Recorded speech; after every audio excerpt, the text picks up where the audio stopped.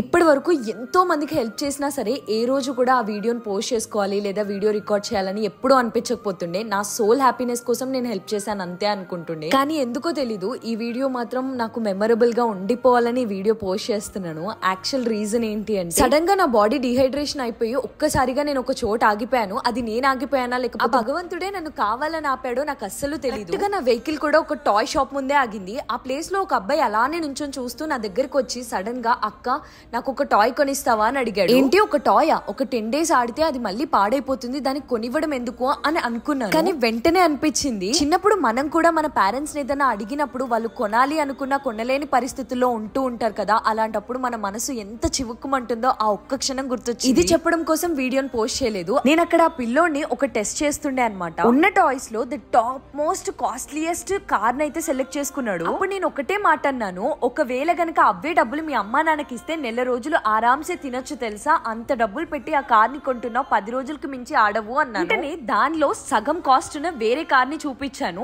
అది సెలెక్ట్ చేసుకున్నాడు. I felt very happy. అదేదో తను కాంప్రమైజ్ అయ్యాడని నేను చెప్పట్లేదు, కానీ పరిస్థితిని అర్థం చేసుకోగలిగాడు. ఏదాడుకున్నా ఒక కార్ తోనే కదా నాకు ఆనందం వస్తుంది అని తను ఎక్కడైతే అర్థం చేసుకున్నాడో ఆ క్షణం నాకు చాలా బాగా నచ్చేసాడు. ఆఖరిలో వాళ్ళ అమ్మ కూడా ఒక మాట అన్నారు, చిన్నదాన్నని కూడా చూడకుండా చేతులెత్తి దండం పెడుతూ నా కొడుక్కి ఇది కొనిచ్చినందుకు ధన్యవాదాలు, నా జీవితం మొత్తంలో నేను ఎప్పుడు కూడా కొనివ్వలేనేమో అన్నారు. ఆ క్షణం కళ్ళల్లో నీళ్లు తిరిగిపోయాయి.